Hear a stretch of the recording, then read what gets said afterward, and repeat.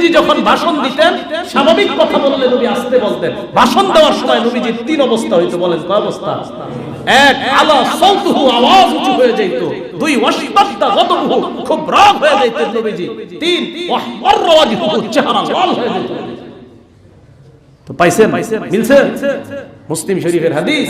আল্লাহ রাসূল যখন ভাষণ দিতেন জনগণের মাঝে, নবীর তিন অবস্থা হয়েছে। আওয়াজ উঁচু হয়ে যেত, রাগ হয়ে যেতেন প্রচন্ড, চেহারা লাল হয়ে যেত, কান্নাহু মুনজিরু জাইশিন, যেন কোন দলকে নবী সতর্ক করছে, এই সাবধান, এটা করবা না, সাবধান, এটা করো। হাদিসে আসছে এটা ভুল অসভ্যতার মধ্যে মুসলমান লিপ্ত হয়, অপসংস্কৃতির মধ্যে মুসলমান, অসভ্যতার মধ্যে মুসলমান লিপ্ত হয়ে যায় এই দিনটাকে কেন্দ্র করে। এটা আসলে দিনের বুঝের অভাব, দিনের জ্ঞান তাদের স্বল্পতা, এই কারণে তারা এমনটা করে। যারা এমনটা করে তাদের মধ্যে নামাজিও আছে, রোজাদারও আছে, সবই আছে, এরপরেও দিনের বুঝ কম থাকার কারণে তাদের মাঝে এই অবস্থাটা হয়। এই জন্য আল্লাহ তাআলা বলেন যে আল্লাহ পাক রব্বুল আলামিন যাকে চান তাকে জ্ঞান দান করেন, বিদ্যা দান করেন। আর রাসূল বলেন মাইয়ুরিদিল্লাহু বিহি খায়র, আল্লাহ যার কল্যাণ চান, ইফাক্কিহু ফিদ্দীন, তাকে আল্লাহ দ্বীনের বুঝ দান করেন। আরেক হাদিসে নবীজি বলেন আল্লাহ যার কল্যাণ চান তাকে আল্লাহ মধু পান করেন। কি পান করান? মধু পান করান। তো মধু পান করান দ্বারা কি উদ্দেশ্য? মধু হলো পৃথিবীর সবচাইতে শ্রেষ্ঠ খাঁটি একটা খাদ্য, যদিও এটাকে ভেজাল বানায় মানুষ, কিন্তু এটা খাঁটি নির্ভেজাল একটা জিনিস। তো এটা দ্বারা উদ্দেশ্য হলো যে ওই বান্দাকে আল্লাহ মধু পান করা, আর সবচাইতে ভালো প্রিয় জিনিসটা আরেকজনকে তিনি পান করান যিনি তাকে সবচাইতে বেশি ভালোবাসেন। তো মধু পান করান দ্বারা উদ্দেশ্য হলো ওই বান্দাকে আল্লাহ পাক রব্বুল আলামিন খুব বেশি মহব্বত করে, খুব বেশি ভালোবাসেন। মহব্বত এটা হলো আরবি, এর বাংলা হলো ভালোবাসা। তো এটাকে কেন্দ্র করে আপনার বিশ্ব ভালোবাসা একটা পালিত হয়, যদিও সমস্ত নোংরামি, যৌনতা, অশ্লীল সমস্ত যত খারাপই আছে এগুলার মাধ্যমে এই দিবসটা পালিত হয়। তো এটার নাম ভালোবাসা দেওয়া যায় না। ভালোবাসা একটা পবিত্র শব্দ, এটা যদি অপবিত্র জায়গায় লাগানো হয় তাহলে এটা হবে জুলুম। কেন এটা জুলুম? ওয়াদউ শাইই ফি গায়রি মাহাল্লিহি যুলমুন, অপাত্রে কোনো জিনিস রাখা এটা জুলুম, এটা ইনসাফ বহির্ভূত। যেই জিনিসটা যেখানে রাখা দরকার এটা অন্য কোথাও রাখা, এটা হলো জুলুম। এই জুলুম করা যাবে না। সূরা বাকারার 165 নম্বর আয়াতে আল্লাহ বলেন ওয়া মিনান নাসি মাইয়াত্তাখিযু মিন দুনিল্লাহি আনদাদা, কিছু মানুষ আল্লাহ ছাড়া অন্যদেরকে আল্লাহর শরীক হিসাবে সাব্যস্ত করে দাঁড় করায় দেয়। বলি না আউযুবিল্লাহ। আল্লাহর শরীক বানানোর পর ইউহিব্বুনাহুম কাহুব্বিল্লাহ, এরা আল্লাহরে যেরকম ভালোবাসে যাকে শরীক বানাইছে তাদেরকেও তেমন ভালোবাসে। তাহলে আল্লাহ ছাড়া অন্য কোনো কিছুকে তারা প্রতিমা হতে পারে, দেব দেবী হতে পারে, অন্য কোনো কিছুকে তারা আল্লাহর মোকাবেলায় দাঁড় করিয়েও আল্লাহরে যেমন ভালোবাসে ওইগুলাকেও তেমন ভালোবাসে। আল্লাহ কোরআনে বললেন কিছু মানুষ এমন, কিন্তু প্রকৃত ঈমানদার যারা তাদের ব্যাপারে আল্লাহ বলেন ওয়াল্লাযীনা আমানু আশাদ্দু হুব্বান লিল্লাহ, যারা ঈমানদার প্রকৃত তারা সবচাইতে বেশি ভালোবাসে একমাত্র আল্লাহকে। ঈমানদার যারা তারা সবচাইতে বেশি কাকে ভালোবাসে? আল্লাহকে ভালোবাসে। তা আল্লাহ পাক রব্বুল আলামিন আয়াতে বললেন ঈমানদার প্রকৃত যারা তারাই আল্লাহকে একমাত্র বেশি ভালোবাসে। সূরা বাকারা আয়াত নাম্বার 195 আল্লাহ বলেন লা তুলকু বিআইদিকুম ইলাত তাহলুকা, তোমরা নিজেদেরকে ধ্বংসের দিকে ঠেলে দিও না, নিজেরা নিজেদেরকে ধ্বংস করে দিও না। ওয়া আহসিনু, ভালো ভালো আমল করো, ইন্নাল্লাহা ইউহিব্বুল মুহসিনিন, যারা ভালো আমল করে, নেক আমল করে, আল্লাহ কোরআনে ঘোষণা দেয় আমি আল্লাহ তাদেরকে ভালোবাসি। আগের আয়াতে আল্লাহ বললেন ঈমানদাররা কাকে ভালোবাসে? আল্লাহ। আর যে ঈমানদারদের মধ্যে যারা সৎকর্ম করে আল্লাহ বলেন আমি তাদেরকে ভালোবাসি। তো আগের আয়াতে বললেন ঈমানদার আল্লাহকে ভালোবাসে, আর 195 নম্বর আয়াতে আল্লাহ বলতেছেন আমি ঈমানদার, নেককার, সদাচরণকারী তাদেরকে আমি ভালোবাসি। শুধু তাই নয়, সূরা বাকারার 222 নম্বর আয়াতে আল্লাহ বলেন ইন্নাল্লাহা ইউহিব্বুত তাওয়াবিন ওয়া ইউহিব্বুল মুতাতাহহিরিন, দুনিয়ার মধ্যে যারা তওবাকারী, যারা আমি আল্লাহর কাছে বেশি বেশি তওবা করে, তওবা করার জন্য গুনাহ থাকা শর্ত না, গুনাহ না থাকলেও তওবা করা যায়।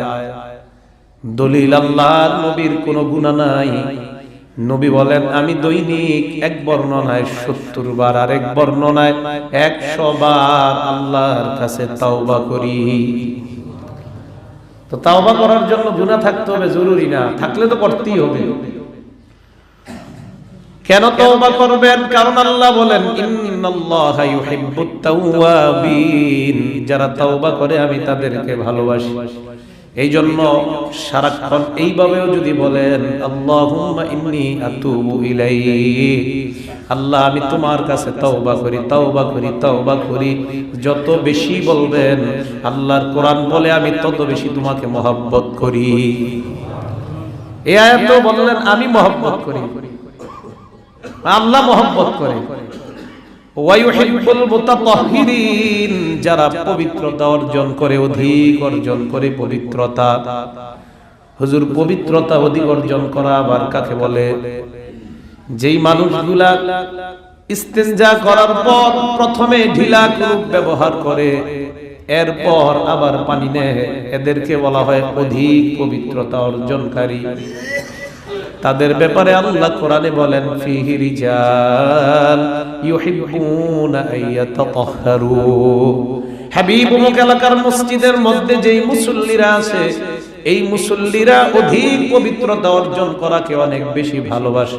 আমি আল্লাহ তাদের ব্যাপারে ঘোষণা করলাম তারা যেমন অধিক পবিত্রতাকে ভালোবাসে, আমি আল্লাহ তাদেরকে ভালোবেসে ফেললাম।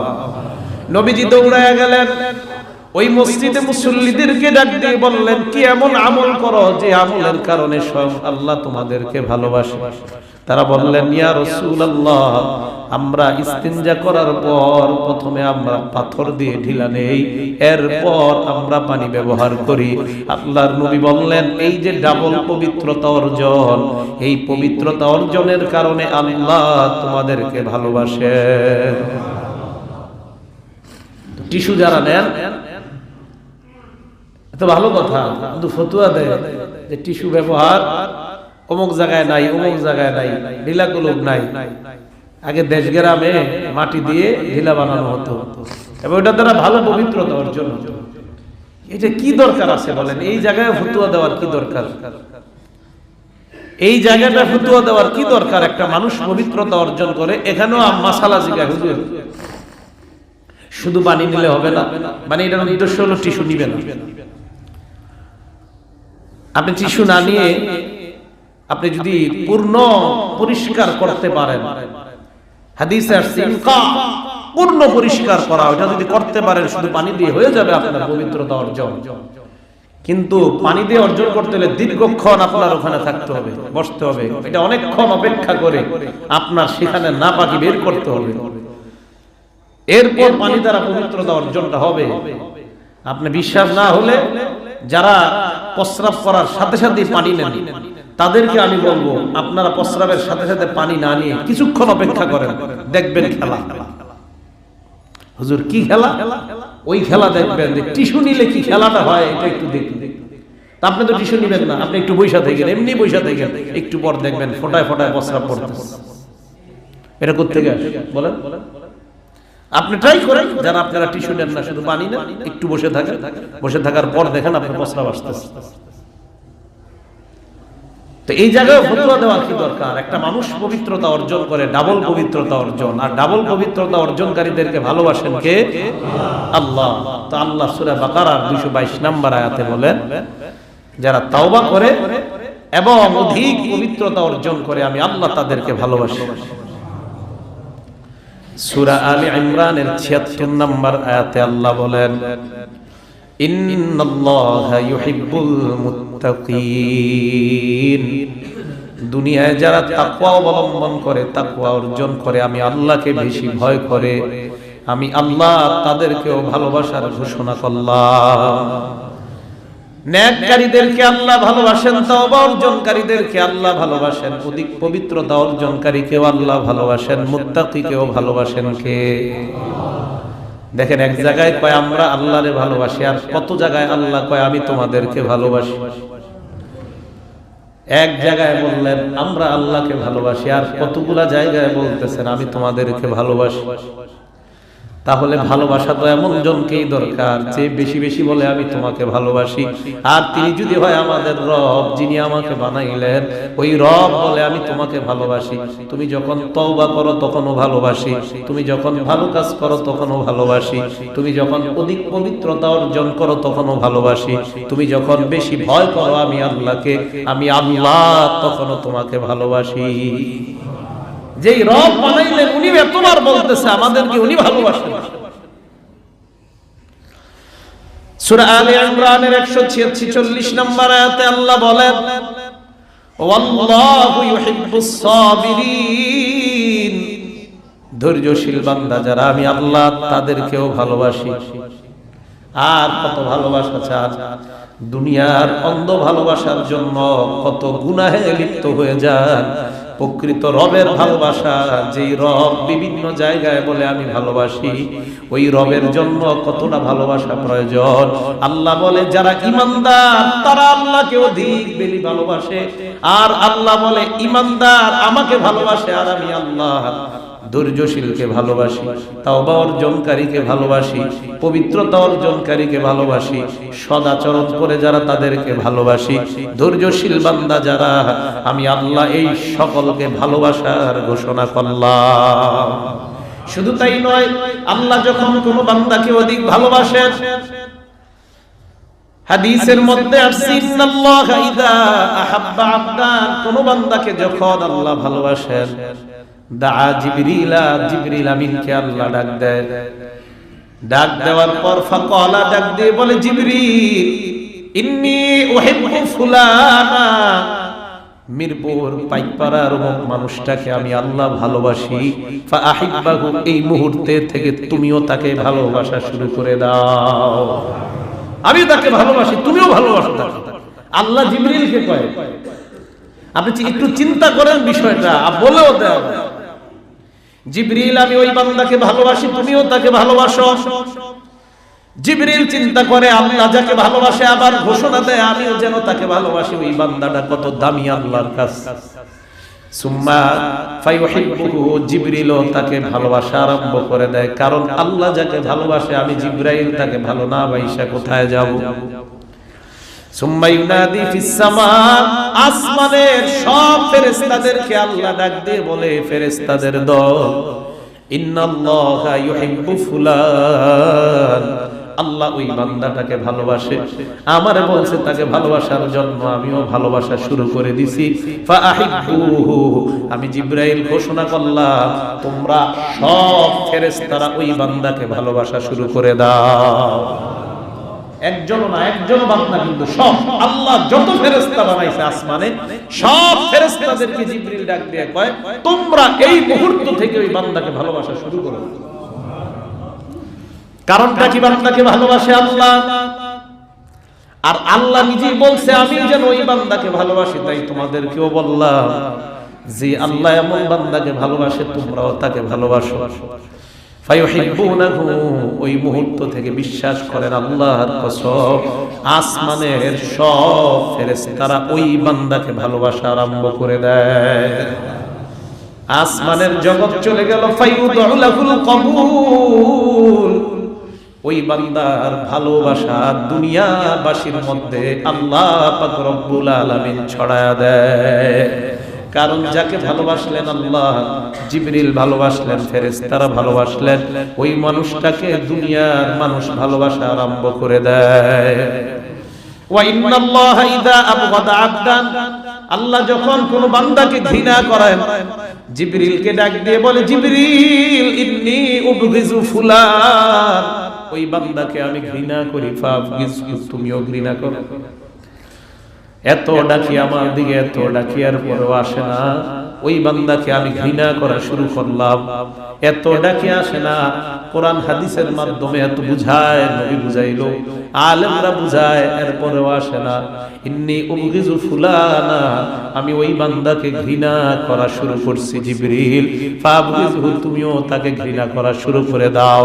ফায়ুবগিজুহু, জিবরিল আমিন তাকে ঘৃণা করা আরম্ভ করে। এত ঘৃণা করা শুরু করে জিবরিল, আসমানের সব ফেরেশতাদেরকে ডাক দিয়ে বলেন, ইন্নাল্লাহা ইউবগিজু ফুলানা, ওই বান্দাকে আল্লাহ ঘৃণা করে, ফাবগিজুহু, তোমরাও তাকে ঘৃণা করো। জোরে বলেন নাউজুবিল্লাহ। চিন্তা করেন কোন অপরাধের কারণে না জানি আল্লাহ ঘৃণা করা শুরু করে দেয়। আপনি নিজেও জানবেন না কোন অপরাধের কারণে না জানি আল্লাহ ঘৃণা করা শুরু করে দেয়। এই জন্য আপনাদেরকে আমি একটা আবেদন করি, আলেমদের মধ্যে যদি কোনো সমস্যা হয় এগুলা নিয়ে আপনারা সাধারণ মানুষ কোনো কথা বলবেন না, চুপচাপ থাকবেন। কেন চুপচাপ থাকবেন? কারণ আলেমদের মধ্যে মতভেদ হওয়াটা স্বাভাবিক। হযরত আলী এবং মুয়াবিয়ার মধ্যে মতভেদ হয়েছে। হযরত মুয়াবিয়াকে বেঈমানরা প্রস্তাব দেয়, মুয়াবিয়া, আলীর বিরুদ্ধে তুমি যুদ্ধ করো, 1 লক্ষ সৈন্য দিতে প্রস্তুত আছি, তুমি আলীর বিরুদ্ধে যুদ্ধ করো। বেঈমানরা ইমাম মুয়াবিয়াকে কি সুন্দর প্রস্তাব দিয়ে দেয়।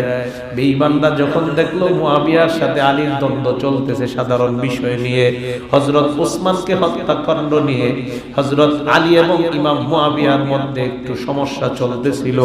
কারণ হযরত ওসমানকে হত্যার বিচার দাবি করতেছিলেন ইমাম মুয়াবিয়া, আর হযরত আলী বলতেছিলেন আগে খেলাফতটা আমরা দখল করি, এরপর আমরা বিচারের ব্যবস্থা করব। ওলামায়ে কেরাম বলেন দুজনের চিন্তা চেতনা সঠিক। এই চিন্তার মধ্যে 2 আলেম, বড় 2 সাহাবার মধ্যে মতভেদ, এটা নিয়ে সাধারণ মানুষের গবেষণার দরকার নাই। বেঈমান যখন প্রস্তাব দিল, মুয়াবিয়া আলীর বিরুদ্ধে যুদ্ধ করো, 1 লক্ষ সৈন্য তোমাকে দিতে আমরা রাজি আছি। ইমাম মুয়াবিয়া বললেন, হে লাল কুত্তার বাহিনী, আলীর সাথে আমার মতভেদ, এটা আমার মুসলমানদের ঘরোয়া ব্যাপার। আলীর সাথে আমার ইখতিলাফ, আমার দ্বন্দ্ব, আমার মতভেদ, এটা আমাদের মুসলমানদের ঘরোয়া ব্যাপার। একটা পরিবারের মধ্যে ইখতিলাফ মতভেদ হতে পারে, এটা আমাদের পারিবারিক ব্যাপার, এটা আমাদের ঘরোয়া ব্যাপার। এতে তোমার নাক গলানোর কি আছে? সাবধান, তুমি শুনে রাখো, আলীর বিরুদ্ধে যদি তুমি কোনোদিন অস্ত্র ধারণ করো, আল্লাহর কসম আমি মুয়াবিয়া সর্বপ্রথম আলীর পক্ষ হয়ে তোমার বিরুদ্ধে অস্ত্র ধারণ করব। আমি আলীর পক্ষ নিয়ে তোর বিরুদ্ধে অস্ত্র ধারণ করব। এটা আমাদের সমস্যা না, আমাদের ব্যক্তিগত সমস্যা। এটা তোমার সমস্যা কি? আলেমদের মতভেদ হতে পারে, এই মতভেদ হওয়ার মাধ্যমে এটা প্রমাণ হয় আলেমদের মধ্যে মতভেদ, এটা আলেমদের ব্যাপার। কোন নাস্তিক এই আলেমদেরকে নিয়ে সংসদের মধ্যে কথা বলার কোনো অধিকার রাখে না। সাবধান, ফতোয়ার ক্ষেত্রে একজন আলেমের ভুল আরেকজন আলেম ধরতে পারে, এর মানে তুমি ওই আলেমের বদনাম কোথাও দাঁড়ায়া বলবা, সাবধান, ওই আলেমের পক্ষে সব মানুষ আমরা দাঁড়ায়া যাব। এটা একটা ঘরোয়া ব্যাপার। সাধারণ মানুষ যারা আছে না, আলেমদের মধ্যে কোনো কিছু হলে এটা ছেড়ে দিবেন তাদের উপর, যে তাদের মধ্যে হয়তো কোনো দলিল আছে উভয় দলের কোনো দলিল আছে, কোনো প্রমাণ আছে, তাই তাদের মধ্যে মতভেদ হচ্ছে। কেন? যে সাহাবাদের মধ্যে একই মাসালায় দুই দল কিভাবে হলো বলেন? এজন্য আপনারা অন্তত উলামায়ে কেরামের বক্তব্য মন্তব্য যেগুলো মাসালাগত ব্যাপার, এটা তাদের উপর ছেড়ে দিবেন, কোন সমালোচনায় যাবেন না। কেন? সমালোচনার কারণে না জানি আল্লাহ আপনারে ঘৃণা করা শুরু করে দিবে। জিবরিলকে বলবে তাকে ঘৃণা করো। জিবরিল আসমানবাসীদেরকে বলে দেয় আল্লাহ ওই বান্দাকে ঘৃণা করে, তোমরাও তাকে ঘৃণা করো। আসমানের সব ফেরেশতারা তাকে ঘৃণা করে। শুধু তাই নয়, ফাতুদাউ লাহুল বাগযাউ ফিল আরদি, দুনিয়ার মধ্যে সব মানুষের অন্তরে তার প্রতি ঘৃণা সৃষ্টি করে দেয়। আওয়াজ দিয়ে বলেন নাউযুবিল্লাহ।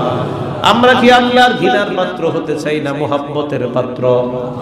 এই জন্য আল্লাহর ভালোবাসার পাত্র হতে সবাই রাজি আছি না? সবাই রাজি আমরা আল্লাহর মুহাব্বতের পাত্র হব। قال رسول الله صلى الله عليه وسلم أحب الناس أنفعهم لله। উপরের আয়াতগুলোর মধ্যে গেল মুহাব্বত আল্লাহ কত শ্রেণীকে করে। ধৈর্য ধারণকারীদেরকে মুহাব্বত করে আল্লাহ, পবিত্রতা অর্জনকারীদেরকে মুহাব্বত করে আল্লাহ, ধৈর্যশীল বান্দাকে মুহাব্বত করেন, তওবাকারীদেরকে মুহাব্বত করেন, সদাচরণকারীদেরকে মুহাব্বত করেন, তাকওয়া অর্জনকারীদেরকে মুহাব্বত করেন। এবার নবী এক হাদিসের মধ্যে বলেন আহাব্বুন নাস আনফাউহুম লিল্লাহ, মানুষের মধ্যে আল্লাহর কাছে সবচেয়ে প্রিয় বান্দা ওই বান্দাটা, আনফাউহুম লিল্লাহ, যেই বান্দাটা মানুষের জন্য সবচেয়ে উপকারী বান্দা। এই বান্দা মানুষের সমস্ত উপকারের মধ্যে আসে। যেই বান্দা মানুষের সবচেয়ে বেশি উপকার করে, আল্লাহর নবী বলেন ওই বান্দাটাকে আল্লাহ সবচেয়ে বেশি মুহাব্বত করেন। তাহলে মুহাব্বতের আরেকটা মানুষ পাইলাম, যেই মানুষটা অপর মানুষের উপকার করে। বলেন তো ওই মানুষটাকে ভালোবাসেন কে? এবার নবী বলেন আহাব্বুল আমাল, কিছু আমল আছে এমন যে আমলগুলাকে আল্লাহ খুব বেশি ভালোবাসেন। কয় হুজুর এমন কিছু আমল আমাদেরকে শোনায়া দেন। আল্লাহর নবী শোনায়া দেন সুরুরুন তুদখিলুহু আলা মুসলিম, তুমি কোন মুসলমানকে যদি হঠাৎ খুশি করে দাও, ওই মুহূর্তের সাথে সাথে আল্লাহ তোমাকে মুহাব্বত করেন। হঠাৎ কোন মুসলমানকে তুমি খুশি করে দিলা, এই মুসলমান কল্পনাও করতে পারে নাই, হঠাৎ কোন অসহায় মানুষকে আপনি 1000 টাকার একটা নোট যদি দিয়ে দেন, ওই বান্দা এমন খুশি হয়ে যাবে কল্পনাও করতে পারে নাই। দেখার পর হঠাৎ এমন খুশি হবে, আল্লাহর নবী বলেন এই যে তার আনন্দের কারণে তুমি সাথে সাথে আল্লাহর মুহাব্বতের পাত্র হয়ে গেলা। এরপর নবী বলেন আও তাকশিফু আনহু কুরবাতা, কোন বান্দার একটা বিপদ চলতেছে, ওই বিপদটা তুমি সরায়া দিলা।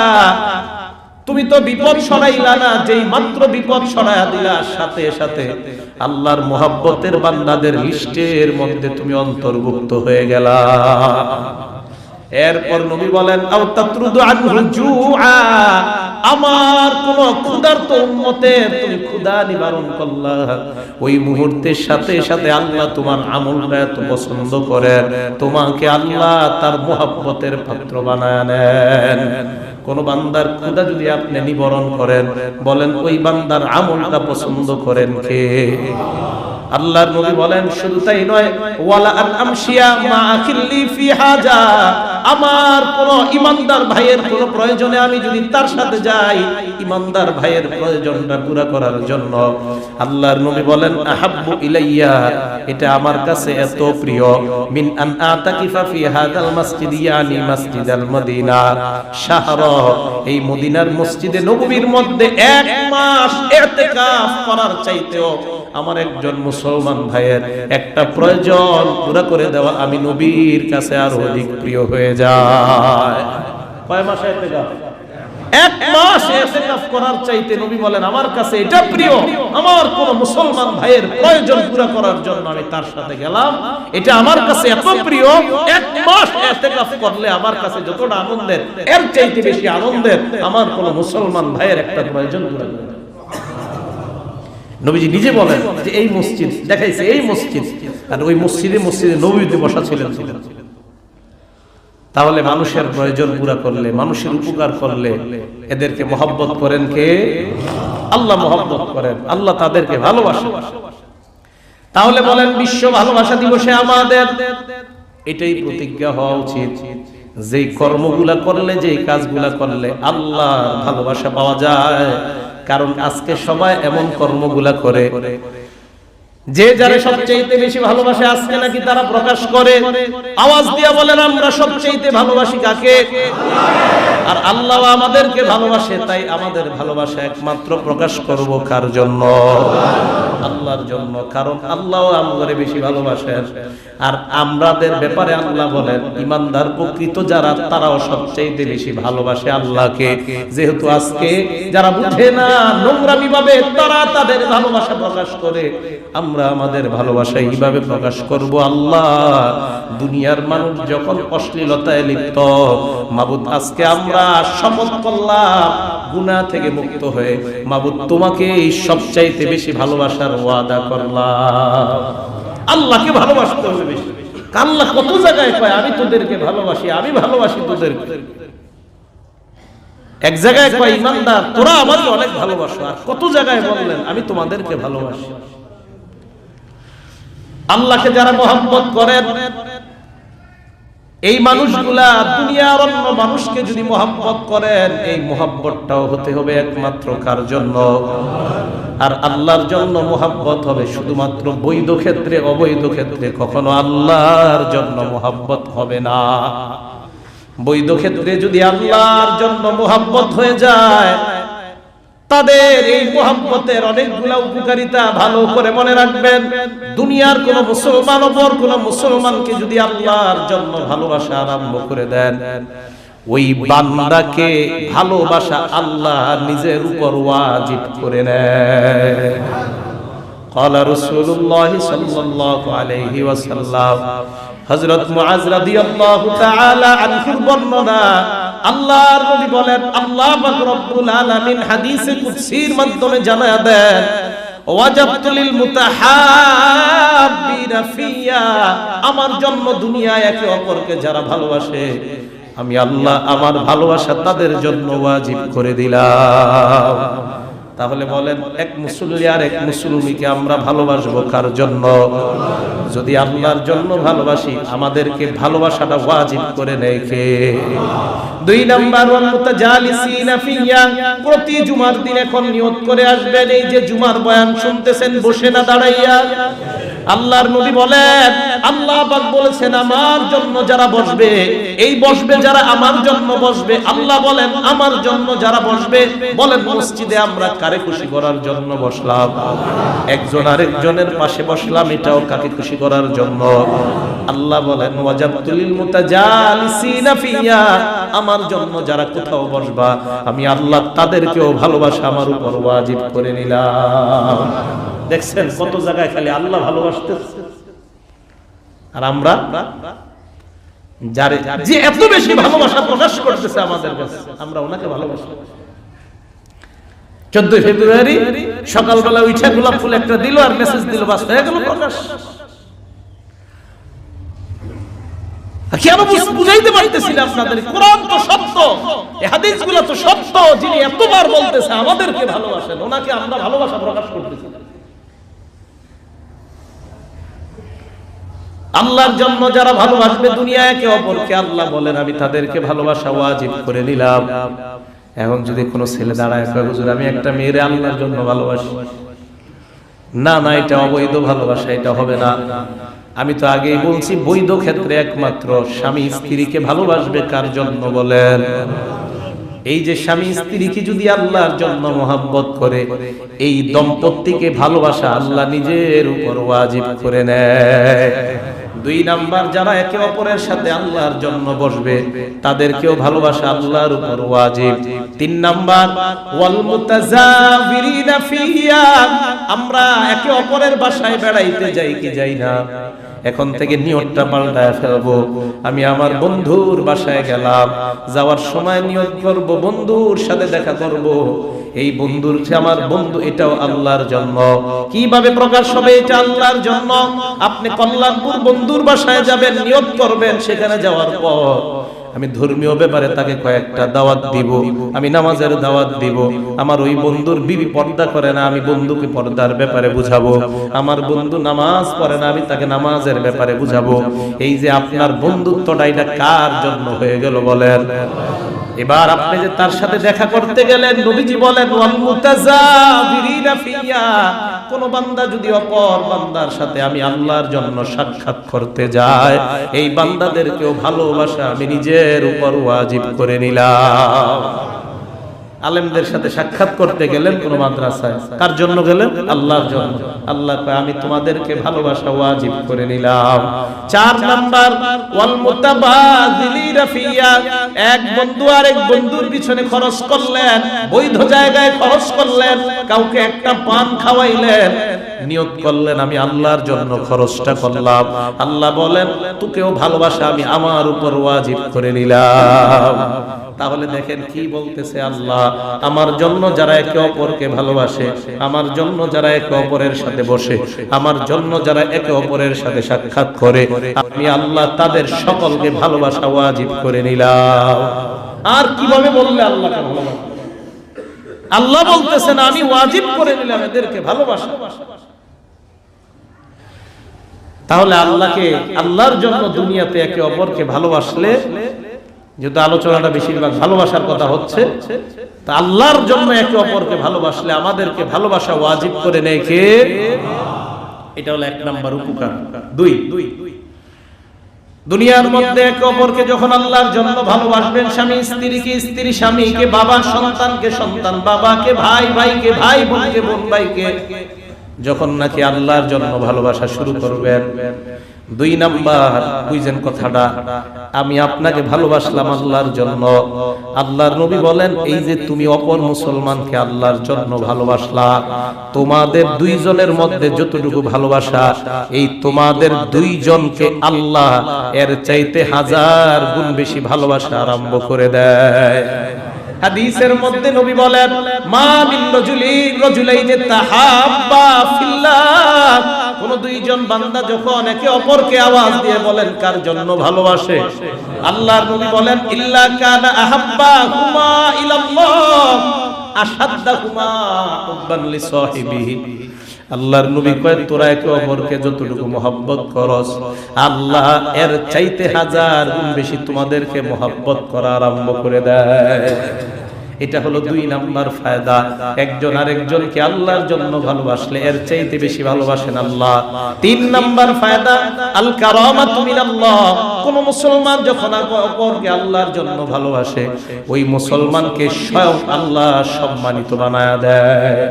قال رسول الله صلى الله عليه وسلم ما من عبد احب عبدا لله, কোন বান্দা যখন অপর কোন বান্দাকে আল্লাহর জন্য ভালোবাসে, আকরামাহুল্লাহ, ওই বান্দাকে দুনিয়ায় আল্লাহ সম্মানিত বানায়া দেয়। চার নাম্বার আল্লাহর নবী বলেন আল ইস্তিজলাল ফি জিল্লি তাহতিল আরশ, দুনিয়ায় একে অপরকে যারা আল্লাহর জন্য ভালোবাসবে, কিয়ামতের ময়দানে আল্লাহ পাক তার আরশের ছায়া তলে তাদেরকে জায়গা দিয়ে দিবেন। আবু হুরায়রার বর্ণনা ক্বালা রাসূলুল্লাহ সাল্লাল্লাহু আলাইহি ওয়াসাল্লাম ইন্নাল্লাহা তাবারাকা ওয়া তাআলা ইয়াকুল, আল্লাহ পাক রব্বুল আলামিন বলেন আইনাল মুতাহাব্বুনা বিজালালি, কিয়ামতের ময়দানে আল্লাহ বলবেন আমার মহত্ব আমার বড়ত্বের জন্য দুনিয়ায় যারা একে অপরকে আল্লাহর জন্য ভালোবাসলা তোমরা কোথায়? এক শ্রেণী দাঁড়ায়া যাবে, ফেরেশতারা দাঁড় করায়া দিবে। আল্লাহ বলবেন তোমরা দাঁড়াইলা, হাজার হাজার কোটি কোটি মানুষ কষ্ট পাইতেছে সূর্যের ভয়ঙ্কর তাপে, তোমাদেরকে আমি আল্লাহ কষ্ট দিব না। উযিল্লুহুম ফি জিল্লি ইয়াওমা লা জিল্লা ইল্লা জিল্লি, আজকে আমার আরশের ছায়া ছাড়া অন্য কোনো ছায়া নাই। যাও যাও, তোমাদেরকে আমি আল্লাহ নিজ জিম্মায় আরশের ছায়া তলে জায়গা দিয়ে দিলাম। কিয়ামতের মাঠে বলবে, কোথায় ভালোবাসাকারীরা, দাঁড়াও। এই জন্য স্বামী স্ত্রী, বাবা সন্তান, আপনাদের ভালোবাসাটা যেন আল্লাহর জন্য। 5 নাম্বার, একে অপরকে যখন আল্লাহর জন্য ভালোবাসে, 5 নাম্বার উপকার,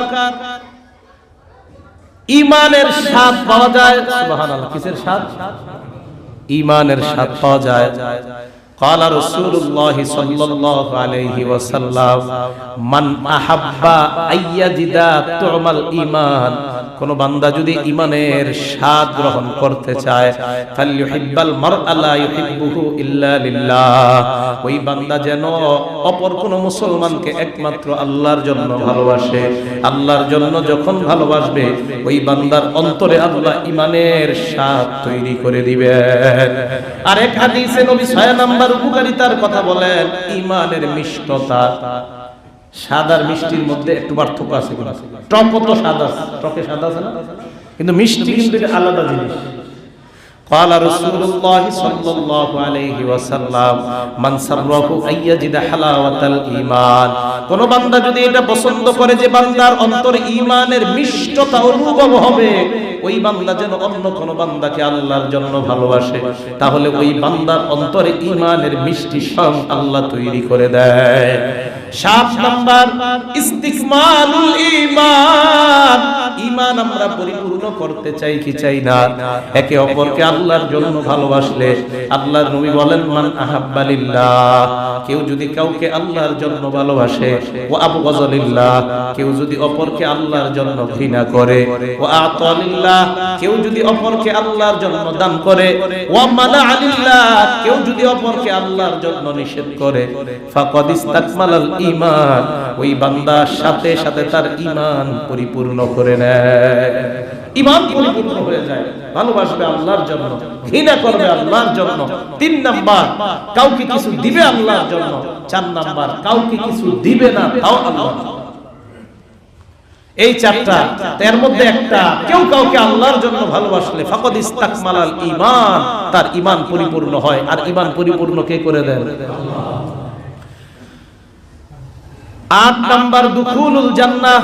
সুবহানাল্লাহ, আল্লাহর নবী বলেন 8 নাম্বার উপকারিতা, একে অপরকে আল্লাহর জন্য ভালোবাসলে ওই বান্দার জন্য আল্লাহর জান্নাত ওয়াজিব হয়ে যায়। قال رسول الله صلى الله عليه وسلم لا تدخلوا الجنة حتى تؤمنوا, তোমরা ঈমানদার না হইয়া জান্নাতে যেতে পারবা না। কথা ঠিক? ঈমানদার না হয়ে জান্নাতে যেতে পারবা না। এবার কি করে দেখেন, ওয়ালা তুমিনু হাত্তা তাহাব্বু, তোমরা একে অপরকে আল্লাহর জন্য ভালো না বাসলে ঈমানদার হতে পারবা না। আসেন, ঈমানদার না হলে জান্নাতে যেতে পারবা না, ভালো না বাসলে ঈমানদার হতে পারবা না। জান্নাতে যদি যাইতে চাও ঈমান, ঈমানদার যদি হতে চাও ভালোবাসা। দেখেন কিভাবে বলবো, জান্নাতে যেতে পারবা না ঈমান না থাকলে, ঈমানদার হতে পারবা না মুহাব্বত না করলে। এবার আল্লাহর নবী বলেন, আমি তোমাদেরকে ভালোবাসার একটা নিয়ম শিখিয়ে দেই। আলা আদুল্লুকুম আলা শাইইন ইযা আমিলতুমুহু বাইদা ফাআলতুমুহু তাহাব্বাতুম, আমি তোমাদেরকে এমন একটা আমল শিখিয়ে দেই, যে আমলটা বেশি বেশি করবা, অটোমেটিক তোমাদের মাঝে আল্লাহ ভালোবাসা তৈরি করে দিবেন। হুজুর আমলটা কি? আল্লাহ নবী বললেন, আফশুস সালাম বাইনাকুম, একে অপরকে তোমরা বেশি বেশি সালাম দিবা। সালাম যদি দাও, তোমাদের মাঝে ভালোবাসা তৈরি হবে।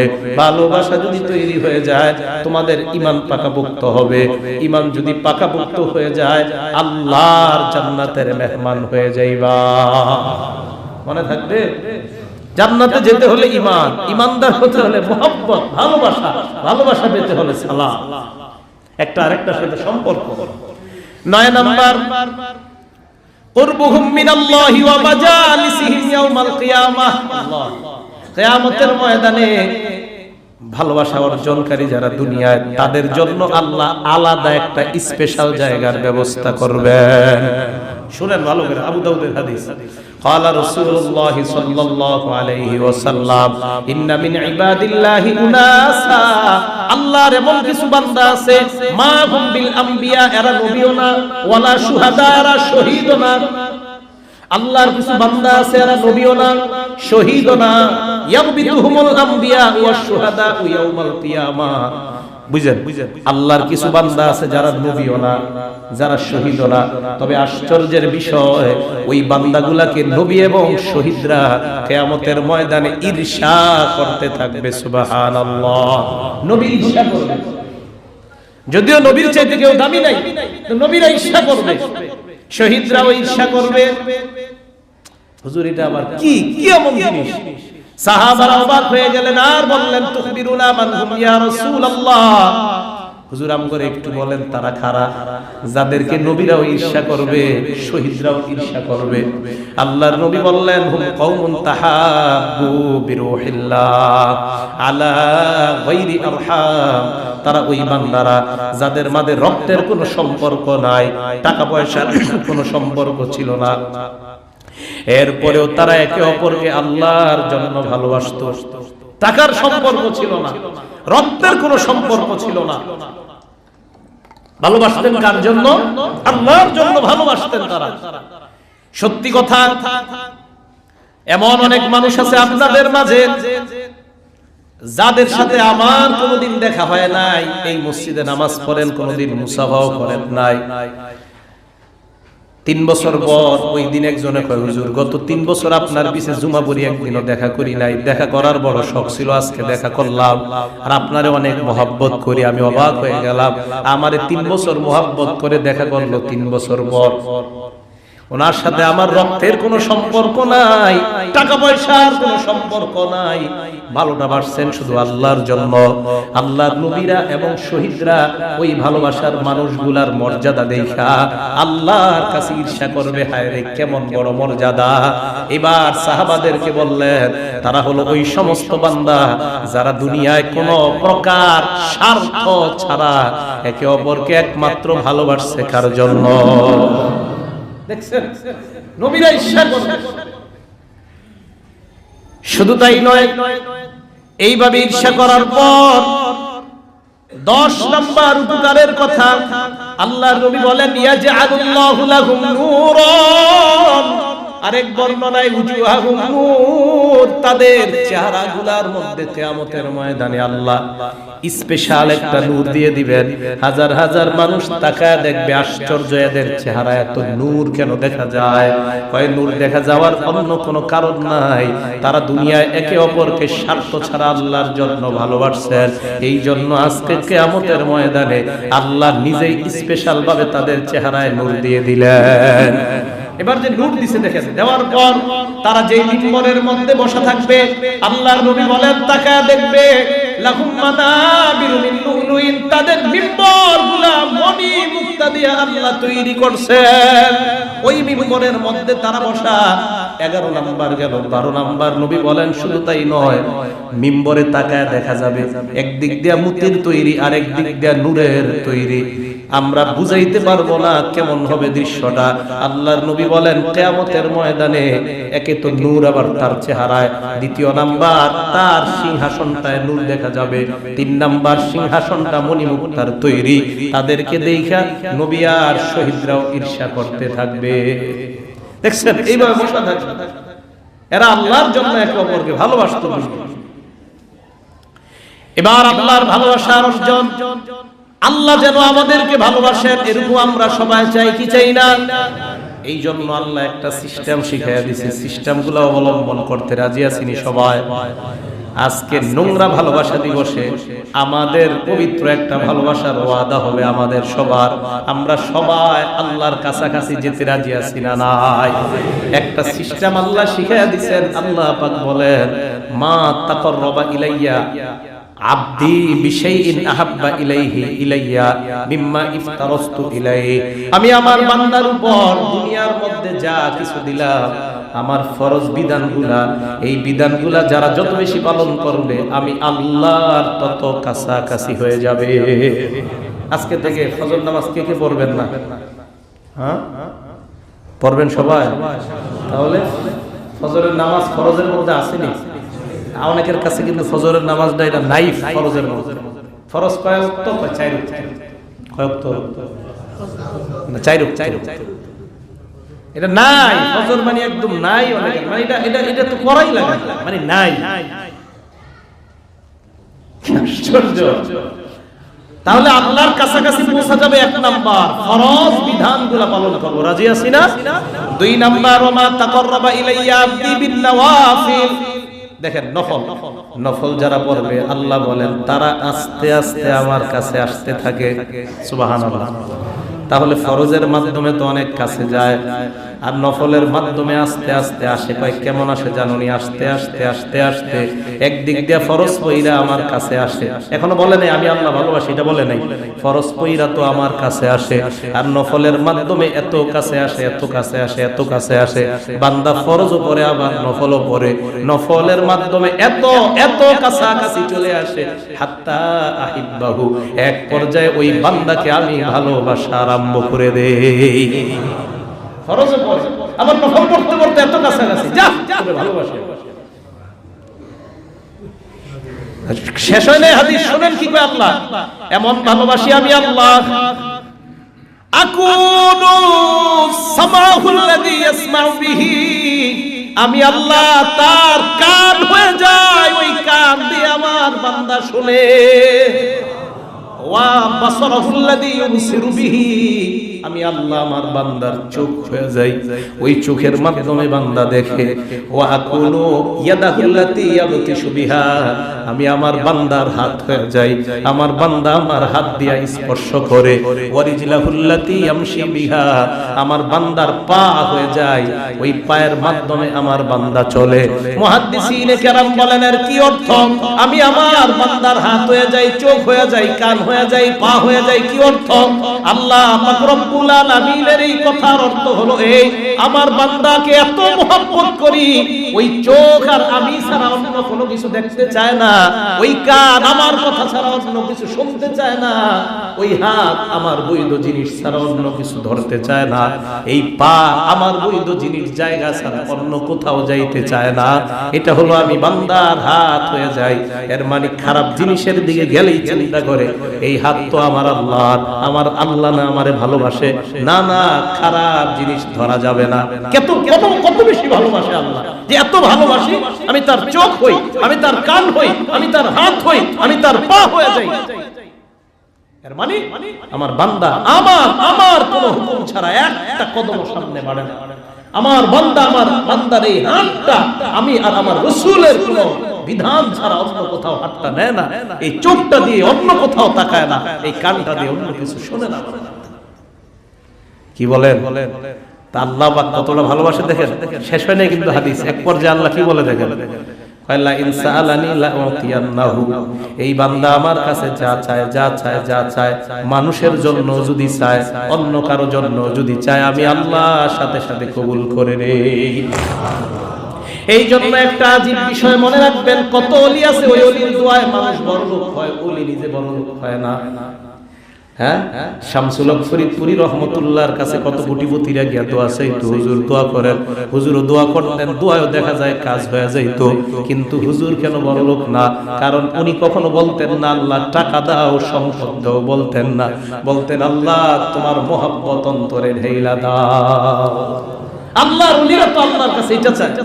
আর আপনি গেলে আপনি বলবেন হুজুর আমার ওইটা দোয়া করেন, ঠিক আছে যাও তোমার দোকানের দোয়া করো, হুজুর আমার ব্যবসার দোয়া করেন। আর আল্লাহ না বলছে আমার বান্দা এমন হয়, আমার বান্দা যা বলে সব তো আমিই বলি, আর আমার বান্দা তার দোকানের জন্য দোয়া করছে, যা ওই দোকানে ব্যবসার বরকত আমি দিয়ে দিলাম, কারণ আমার ভালোবাসার মানুষ তার জন্য দোয়া করছে।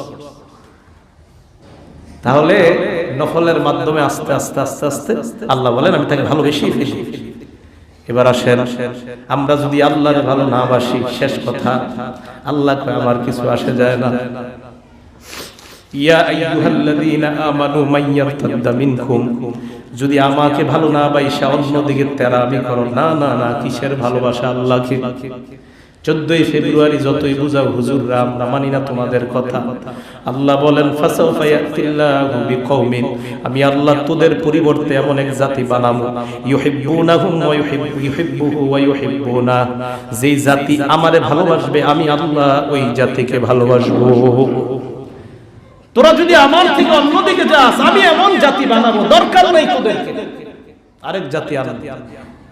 ইউহিব্বুহুম ওয়া ইউহিব্বুনা, যাদেরকে আমি আল্লাহ ভালোবাসবো আর তারাও আমাকে ভালোবাসবে, এমন জাতি আমি সৃষ্টি করব যদি আমাকে ভালো না বাসে। এটা খুব কঠোর কথা যে আমার থেকে সরে যাবা, যাও। বারবার বলি আসো আসো আসো, না আসবা না, তুমি না আসলে কিছু আমার কোনো পরোয়া নাই, আমি আল্লাহ আরেক জাতি বানাবো, তারা আমাকে ভালোবাসবে, আমি তাদেরকে ভালোবাসবো। তাহলে প্রিয় মুসলমান ভাইয়েরা, আমরা কি বুঝতে পারলাম? শেষ কথাটা ভয়ঙ্কর কথা। সূরা মায়েদা আল্লাহ বলতেছে, হে ঈমানদাররা, হে ঈমানদাররা বলতেছে, হে ঈমানদার বলছে, মানুষ বলে নাই, আমাদেরকে বলছে, যদি সইরা যাও আমার দিন থেকে তোমরা যাও, যাও সরে যাও, ফাসাউফা ইয়াতিল্লাহ বিকওম, আমি এমন সম্প্রদায় দুনিয়াতে আনব, ইউহিব্বুহুম ওয়া ইউহিব্বুনা, এদেরকে আমি আল্লাহ ভালোবাসবো, তারা আমাকে ভালোবাসবে। এজন্য দেখা যায় আমাদের ঈমানদার যারা আমরা এমন এমন অপকর্ম করি, আর নতুন একটা হিন্দু থেকে মুসলমান হওয়ার পর এই ছেলেটা আর গুনাহ করে না, ওই যে আল্লাহ আরেকজন বানায় দিবে, হাজার হাজার হিন্দু মুসলমান বানাবে, হাজার হাজার খ্রিস্টান মুসলমান বানাবে, যাদেরকে আল্লাহ ভালোবাসবে তারাও আল্লাহকে ভালোবাসবে, যদি আমরা ঈমানদাররা আল্লাহকে ভালোবাসি। তাহলে আজকে আমাদের সকলের একটা ওয়াদা হলো, আমরা সকলে একমাত্র আল্লাহর জন্য, আমরা সকলে ইনশাআল্লাহ একে অপরকে ভালোবাসবো। কার জন্য? আমরা আল্লাহকে ভালোবাসবো, কারণ আমাদেরকে ভালোবাসেন কে?